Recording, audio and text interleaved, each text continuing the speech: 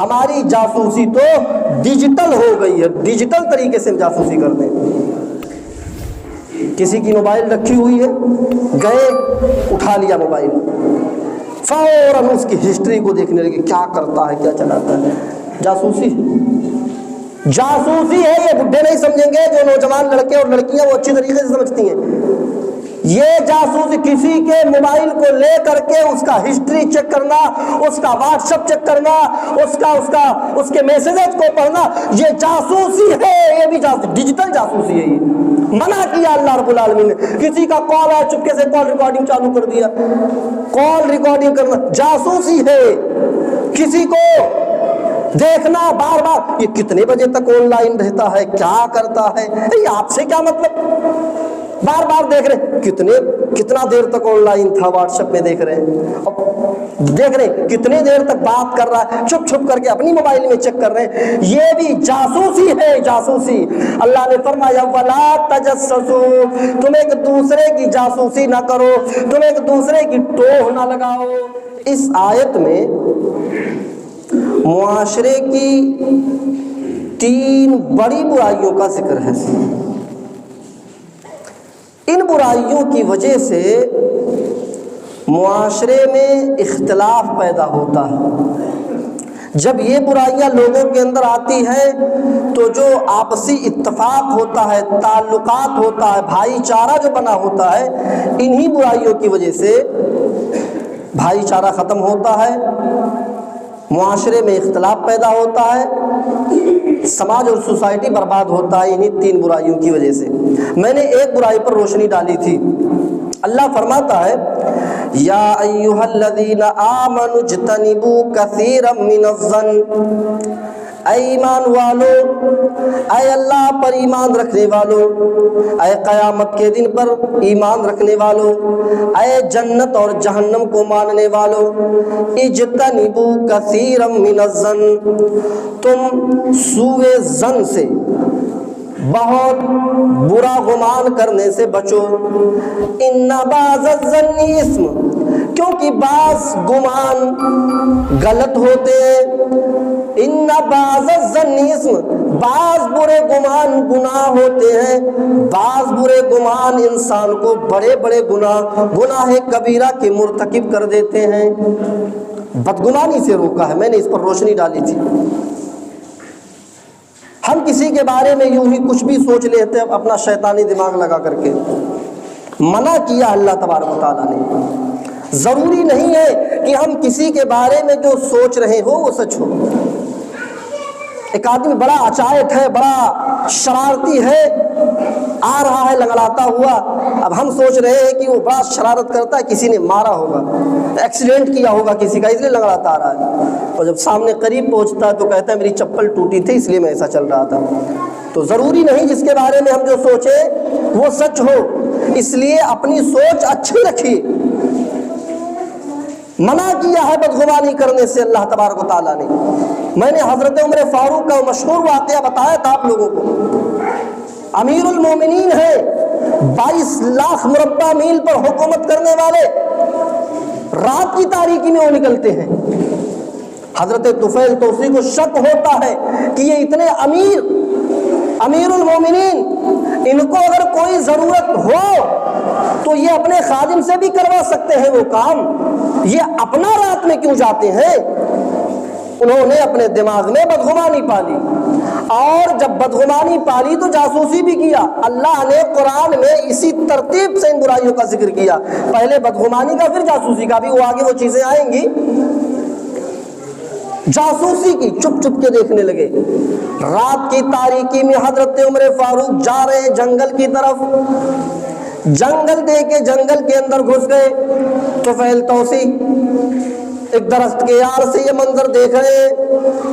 حضرت عمر فاروق جنگل کے اندر چلے گئے، جنگل میں ایک جھونپڑی دیکھی، اس جھونپڑی کے اندر گھس گئے، اور کافی دیر کے بعد جھونپڑی سے جب نکلے حضرت طفیل سوچنے لگے اللہ یہ رات کی تاریکی میں عمر اس جنگل کے اندر اور اس جھوپڑی کے اندر کیا کر رہا تھا؟ اللہ کرے جو میں سوچ رہا ہوں وہ میری سوچ غلط ہو، میں نے جو عمر کے بارے میں سوچا ہے کہ رات کی تاریکی میں اس جنگل کے اندر اس جھوپڑی کے اندر کچھ کر رہا ہے، میں جو سوچ رہا ہوں اللہ کرے یہ میری سوچ غلط ہو۔ جب عمر فاروق کافی دیر کے بعد اس جھوپڑی سے نکلے اور اپنے گھر کی طرف چلے گئے تو حضرت طفیل اس جنگل میں گئے، اس جھوپڑی کے اندر گئے، جھوپڑی کے اندر جو منظر دیکھتے تو آنکھیں پھٹی کی پھٹی رہ جاتی ہیں۔ کیا دیکھتے ہیں؟ جنگل میں اس جھوپڑی کے اندر ایک بوڑھی عورت ہے جو لنگڑی ہے، لولی ہے، کوڑھی ہے، اپاہج ہے، اس کو دکھائی بھی نہیں دیتا، اندھی ہے، اسی جگہ پر پڑی رہتی ہے۔ حضرت طفیل اس بڑھیا سے پوچھتے اماں ابھی جو آدمی تمہارے پاس سے گیا ہے وہ کون ہے؟ بڑھیا نے کہا میرا بیٹا ہے۔ کہا کیسے کہتی ہو کہ میرا بیٹا ہے؟ کہا اس لیے کہ وہ روزانہ میرے پاس آتا ہے، میں روزانہ اس سے اس کا نام پوچھتی ہوں تو وہ نام نہیں بتاتا ہے، وہ کہتا میں تیرا بیٹا ہوں بس۔ تو پہل تو اسی پوچھ لیتے ہیں اچھا اماں یہ بتاؤ وہ آتا ہے تو کیا کام کرتا ہے؟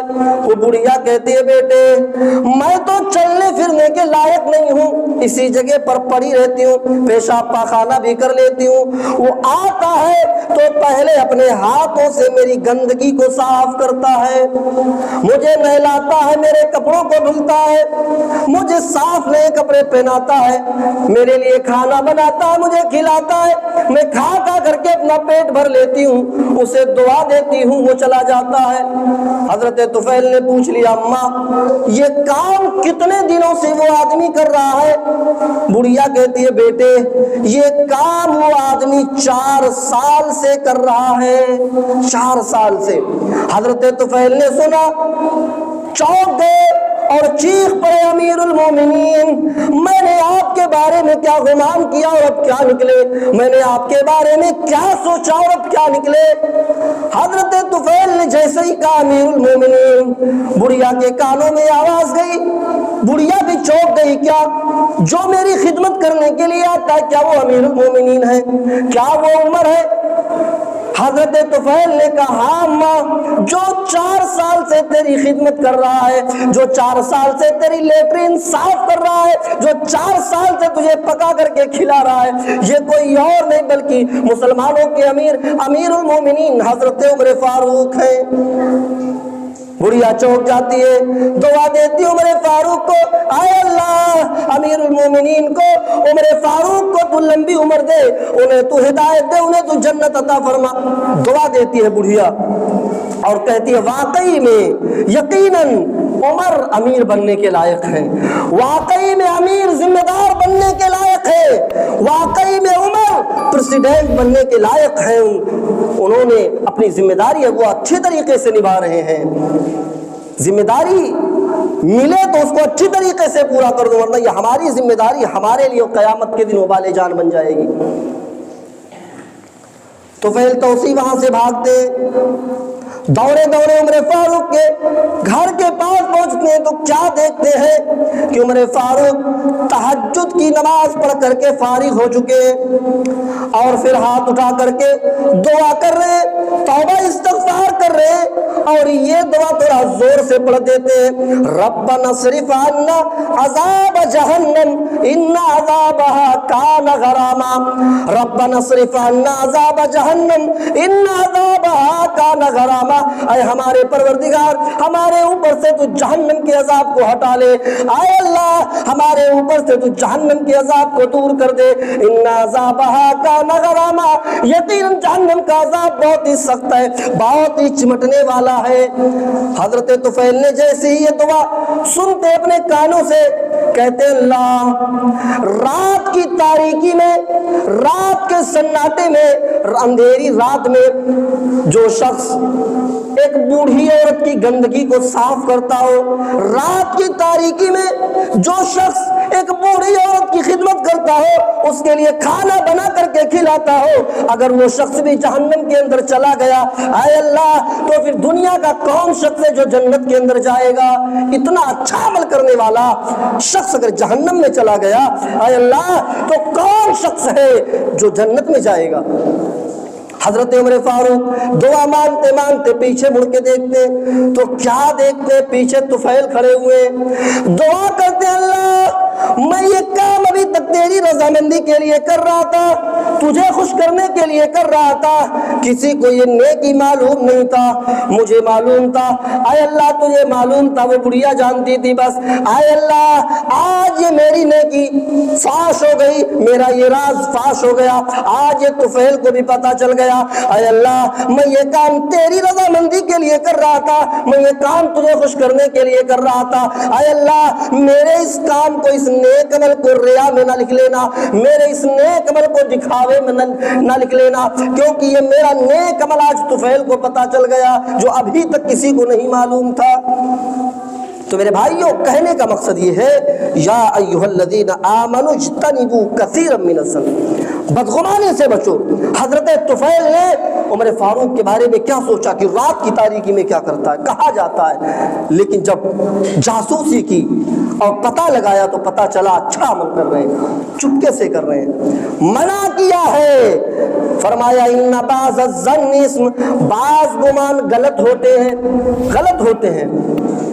آپ اپنی بیوی کے پاس کال کرتے ہیں، نوجوان ہے تو گرل فرینڈ کے پاس فون کرتے ہیں، فون کیا، ایک فون کیا فون بزی آیا، دوسرا فون کیا فون ابھی بھی ویست بتا رہا ہے، تیسرا فون کیا ابھی بھی ویست بتا رہا ہے۔ اب آپ کو غصہ آ گیا، اب جب بھی بیوی نے فون اٹھایا آپ نے اس کو ڈانٹنا شروع کر دیا، ارے چڑیل ڈائن ہے میری بیوی اور چکر دوسرے سے چلا رہی ہے، کس سے باتیں کر رہی تھی ڈائن۔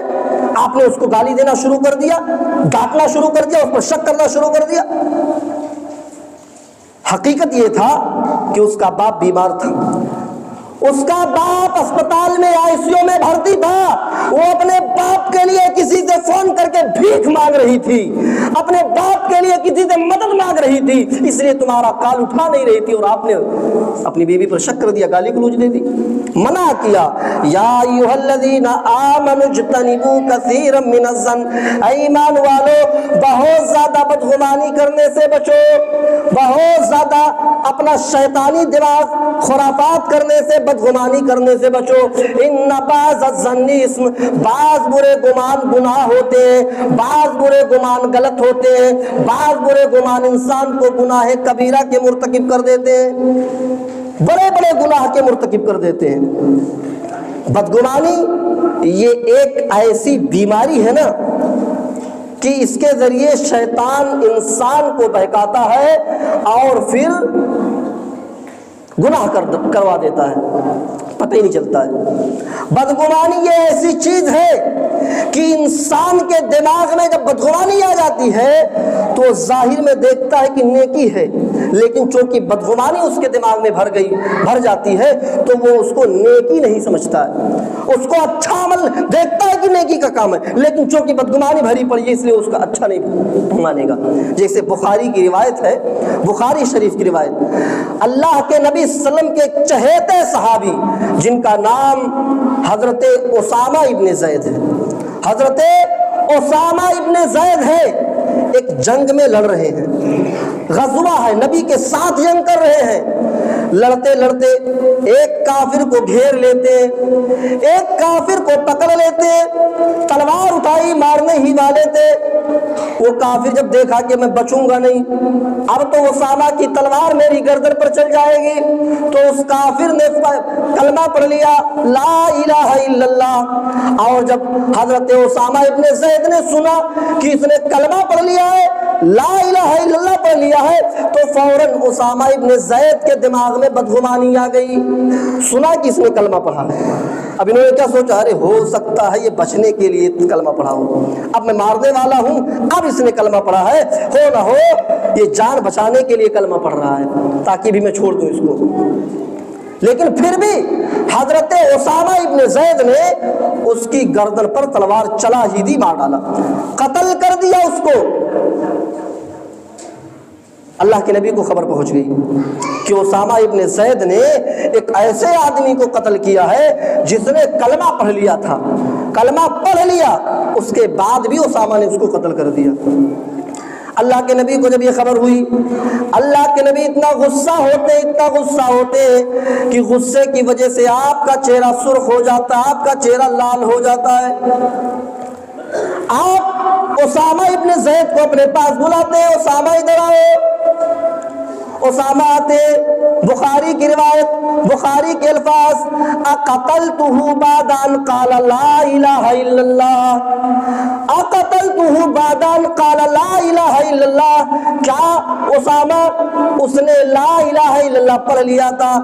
تم نے سنا تھا اس نے لا الہ الا اللہ پڑھ لیا تھا، اس کے بعد بھی تم نے اسے قتل کر دیا؟ اس نے کلمہ پڑھا تھا نا، پھر بھی تم نے اس کو قتل کر دیا۔ حضرت اسامہ نے کہا یا رسول اللہ، اے اللہ کے رسول، اس نے کلمہ تو ضرور پڑھا تھا لیکن وہ تلوار کی ڈر سے کلمہ پڑھا تھا، وہ اپنی جان بچانے کے لیے اس نے کلمہ پڑھا تھا، اس نے اپنی جان بچانے کی، جب وہ سوچا کہ اب میں نہیں بچوں گا تب اس نے کلمہ پڑھا تھا، اپنی جان بچانے کے لیے پڑھا تھا، اس لیے میں نے اس کو قتل کر دیا۔ اللہ کے نبی نے فرمایا، بخاری کے الفاظ، حل شققتان قلبی، حل شققتان قلبی، اے اسامہ کیا تم نے اس کا دل چیر کر کے دیکھ لیا تھا؟ کیا تم نے اس کا سینہ پھاڑ کر کے، اس کا دل چیر کر کے اس کے اندر کے معاملے کو دیکھ لیا تھا کہ وہ جان بچانے کے لیے پڑھ رہا ہے کلمہ، یا اللہ کے لیے، اللہ کے ڈر سے پڑھ رہا تھا؟ تم نے دل چیر کر کے دیکھ لیا تھا اسامہ؟ کہیں قیامت کے دن اگر وہ اپنا کلمہ لا الہ الا اللہ کو لے کر کے اللہ کے پاس آ گیا تو تم کیا جواب دو گے؟ اسامہ تمہیں نہیں قتل کرنا چاہیے تھا، تمہیں نہیں مارنا چاہیے تھا، جب تم نے سن لیا تھا کہ اس نے کلمہ پڑھ لیا تو تمہیں نہیں مارنا چاہیے تھا، بار بار یہ کہتے رہے اے اسامہ تمہیں اسے قتل نہیں کرنا چاہیے تھا جب اس نے کلمہ پڑھ لیا تھا۔ حضرت اسامہ کا اپنا بیان ہے، وہ کہتے ہیں کہ مجھے اس وقت اتنا فکر ہوا، اتنا ٹینشن ہوا، میں سوچ رہا تھا کہ کاش اس دن سے پہلے میں اسلام ہی نہ لایا ہوتا تو اچھا ہوتا۔ یعنی اسلام، اللہ کے نبی نے فرمایا ان الاسلام یہدم ما کان قبلہ، ان الاسلام یہدم ما کان قبلہ، اسلام لانے کے بعد آپ نے پہلے جتنے بھی گناہ کیے سارے کے سارے گناہ معاف ہو جاتے ہیں، اگر میں نے یہ کام اسلام لانے سے پہلے کیا ہوتا تو معاف ہو جاتا، وہ یہ سوچ رہے تھے۔ تو میرے بھائیوں، یہاں حضرت اسامہ رضی اللہ تعالیٰ عنہ کو بدگمانی ہوئی، کیا ہوئی؟ وہ سوچ رہے تھے کہ اس تو تلوار کی ڈر سے پڑھ رہا ہے، جان بچانے کے لیے پڑھ رہا ہے، لیکن اللہ کے نبی نے کیا فرمایا؟ اسامہ حل شققتان قلبی، کیا تم نے اس کا دل چیر کر کے دیکھ لیا تھا؟ کیا تم نے اس کا سینہ پھاڑ کر کے دیکھ لیا تھا کہ وہ کس نیت سے پڑھ رہا ہے؟ تمہیں نہیں مارنا چاہیے تھا اسامہ۔ اللہ نے اسے ایسے ہی بدگمانی کرنے سے منع کیا۔ یا ایھا الذین آمنوا اجتنبوا کثیرا من الظن، اے ایمان والو بہت زیادہ بدگمانی کرنے سے بچو، بہت زیادہ کسی کے بارے میں غلط سوچنے سے بچو، غلط وچار رکھنے سے بچو۔ ان بعض الظن اسم، بعض برے گمان غلط ہوتے ہیں، جیسے اسامہ کا وچار، سوچ، گمان غلط نکل گیا۔ بعض برے گمان گناہ ہوتے ہیں، بعض برے گمان انسان کو بڑے بڑے گناہوں کے مرتکب کر دیتے ہیں۔ منع کیا، نہیں کرنا چاہیے ہمیں کسی کے بارے میں بدگمانی۔ امام اوزاعی کو کون نہیں جانتا؟ امام اوزاعی ایک بہت بڑے امام گزرے ہیں، وہ روزانہ فجر کی نماز پڑھا کر کے اپنے گھر پہ آتے تھے، چٹائی بچھی ہوتی تھی، اسی چٹائی پر قرآن کی تلاوت کرتے تھے اور پھر ہاتھ اٹھا کر کے دعا کرتے تھے، توبہ استغفار کرتے تھے، اللہ سے روتے تھے، گڑ گڑاتے تھے۔ ایک بار فجر کی نماز پڑھ کر کے آئے، قرآن کی تلاوت کیے اور پھر دعا کر رہے تھے، رو رو کر کے اللہ سے گڑ گڑا رہے تھے، اپنے گناہوں کی معافی مانگ رہے تھے، توبہ استغفار کر رہے تھے۔ اچانک ان کے دروازے پر کسی نے دستک دی، کسی نے دروازہ کھٹکھٹایا، امام صاحب گئے دروازہ کھولنے کے لیے تو کیا دیکھا؟ ایک محلے کی عورت آئی ہوئی ہے، ایک پڑوسن، کوئی پڑوسن عورت کوئی آئی ہوئی ہے۔ اس نے کہا امام صاحب میں آپ کی بیوی سے ملنے آئی ہوں۔ ہوتا ہے عورتیں جاتی ہیں اپنے پڑوسیوں کے گھر، تو اس عورت نے کہا امام صاحب میں آپ کی بیوی سے ملنے آئی ہوں۔ امام صاحب نے کہا ٹھیک ہے اندر آ جاؤ۔ بیوی کو بلایا، امام صاحب نے کہا ٹھیک ہے یہیں تم لوگ بیٹھ جاؤ، میں اندر والے کمرے میں چلا۔ جہاں بیٹھ کر کے قرآن پڑھ رہے تھے وہاں سے امام صاحب اٹھ گئے اور کمرے میں چلے گئے اور بیوی سے کہا بیٹھ جاؤ، باتیں کر لو جو کام ہو۔ وہ عورت جیسے ہی اس چٹائی پر بیٹھی، اس کا پیچھے کا حصہ شلوار جس کو کولہا بولتے ہیں، بھیگ گیا، چٹائی بھیگی ہوئی تھی، گیلی تھی، جیسے ہی وہ بیٹھی فوراً کھڑی ہو گئی، اس کی شلوار گیلی ہو گئی، اس کی نظر آنگن پہ گئی، امام اوزاعی کی آنگن میں گئی۔ امام اوزاعی کا ایک چھوٹا سا بچہ تھا 4-5 سال کا، برہنہ ننگا ہو کر کے کھیل رہا تھا۔ اس عورت نے، پڑوسن نے سمجھا کہ اس بچے نے پیشاب کر کے بھی گیا ہے، اس بچے نے بھی یہاں پیشاب کیا، وہاں کھیل رہا ہے۔ وہ یہ سمجھی کہ بچے نے پیشاب کیا ہے۔ وہ امام اوزاعی کی بیوی کو بولنے لگی، ڈانٹنے لگی، ارے تم مہمانوں کی عزت کرنا نہیں جانتی ہو، بچوں کو خاموش کرو، ڈسٹرب ہو رہا ہے، اندر آ جاؤ، سب لوگ اندر آ جاؤ، ریحان اندر بیٹھو۔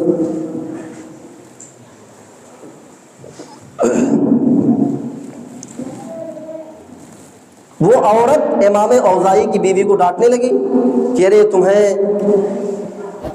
مہمانوں کی عزت کرنا نہیں آتا ہے، تم جہاں چاہتی ہو بٹھا دیتی ہو، تمہارے بچے نے یہاں پیشاب کیا تھا، میں پیشاب پر بیٹھ گئی، میرا شلوار ناپاک ہو گیا، اب میں جاؤں دھلوں یا نہاؤں غسل کروں، تمہیں اتنا بھی خیال نہیں آتا، اپنے مہمان کو جہاں چاہتے ہو بٹھا دیتی ہو۔ امام اوزاعی کی بیوی نے کہا میری بہن یہ پیشاب نہیں ہے۔ کہا کیسے کہہ رہی ہو پیشاب، یہ بھی تمہارا بچہ وہاں گیا یہاں سے پیشاب کر کے، تم کہہ رہی ہو پیشاب نہیں ہے۔ کہا رہی اطمینان رکھو، میں کہہ رہی ہوں نا میرا گھر ہے، مجھے معلوم ہے پیشاب نہیں ہے۔ کہا اچھا پیشاب نہیں تو کیا پانی ہے؟ کہا نہیں پانی بھی نہیں ہے۔ اب وہ عورت اور کنفیوز ہو گئی، پیشاب بھی نہیں ہے پانی بھی نہیں تو ہے کیا چیز یہ؟ تم کہہ رہی ہو بچے نے پیشاب بھی نہیں کیا، کہہ رہی ہو پانی بھی نہیں ہے، کیا تیزاب تو نہیں ہے، کپڑا خراب ہو جائے، کیا ہے یہ؟ بتاؤ مجھے، میرا کنفیوژن دور کرو۔ امام اوزاعی کی بیوی نے کہا ارے بھائی بہن پیشاب نہ ہے نہ پانی، اس نے کہا تو بتاؤ صحیح تو کیا ہے، کیا چیز ہے یہ تو بتاؤ۔ امام اوزاعی کی بیوی نے کہا میری بہن میں تمہیں بتانا تو نہیں چاہ رہی تھی، لیکن تم ضد کرتی ہو تو میں تمہیں بتا ہی دیتا ہوں۔ جس کو تم پیشاب سمجھ رہی ہو یہ پیشاب نہیں ہے، بلکہ امام اوزاعی کے آنکھوں کے آنسو ہیں جو اللہ کے خوف سے، اللہ کے ڈر سے گرے ہوئے ہیں۔ کہا اتنا آنسو کیسے؟ کہا امام اوزاعی روزانہ فجر کی نماز پڑھا کر کے جب گھر پہ آتے ہیں تو اسی چٹائی کے اوپر قرآن کی تلاوت کرتے ہیں، اور قرآن کی تلاوت کرنے کے بعد جب سورج تھوڑا سا بلند ہوتا ہے تو امام اوزاعی ہاتھ اٹھا کر کے دعا کرتے ہیں، اللہ سے توبہ استغفار کرتے ہیں، اپنے گناہوں کی معافی مانگتے ہیں، اور اتنا روتے ہیں کہ ان کے گرنے والے آنسوؤں سے روزانہ چٹائی گیلی ہو جاتی ہے۔ ابھی تو کم ہوا ہے نا، تم آ گئی، ابھی اور گیلی ہوتی۔ یہ وہی آنسو ہیں جس کو تم پیشاب سمجھ رہی ہو۔ تو میرے بھائیو، بدگمانی ایک ایسی چیز ہے جو اللہ کے ڈر سے گرنے والے آنسو کو بھی پیشاب سمجھنے پر مجبور کر دیتی ہے۔ وہ آنسو جس کے بارے میں روایتوں میں آتا ہے کہ جس کے آنکھوں سے ایک قطرہ آنسو اللہ کے خوف سے، اللہ کے ڈر سے گر گیا تو وہ ایک قطرہ آنسو جہنم کی آگ کو بجھانے کے لیے کافی ہے۔ ایک بوند آنسو جہنم کی آگ کو بجھانے کے لیے کافی ہے۔ اس آنسو کو وہ عورت پیشاب سمجھ رہی ہے، کیوں؟ کیونکہ بدگمانی ہے۔ بدگمانی سے بچو، بدگمانی اللہ کے خوف سے گرنے والے آنسو کو پیشاب سمجھنے پر مجبور کر دیتا ہے، اسی لیے اللہ نے منع کیا، یا ایھا الذین آمنوا اجتنبوا کثیرا من الظن، اے ایمان والو تم بہت زیادہ بدگمانی کرنے سے بچو، بہت زیادہ غلط سوچنے سے بچو، ان بعض الظن اسم، بعض برے گمان گناہ ہوتے ہیں۔ یہ پہلی چیز ہو گئی۔ دوسری چیز ذرا دیکھیے، دوسری چیز کیا ہے؟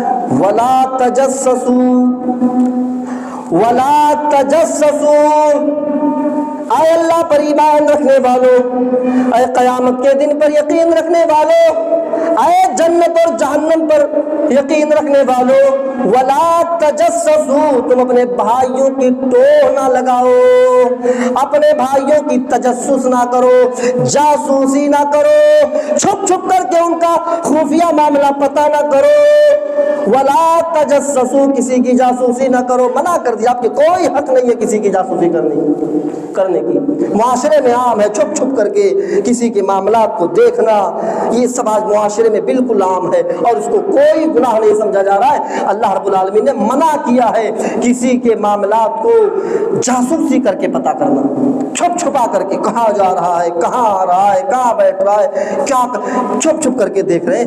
منع کیا ہے اللہ رب العالمین نے جاسوسی کرنے سے۔ اور آج کل کی ہماری جاسوسی تو ڈیجیٹل ہو گئی ہے، آج کل کی ہماری جاسوسی تو ڈیجیٹل ہو گئی ہے، ڈیجیٹل طریقے سے ہم جاسوسی کرتے ہیں۔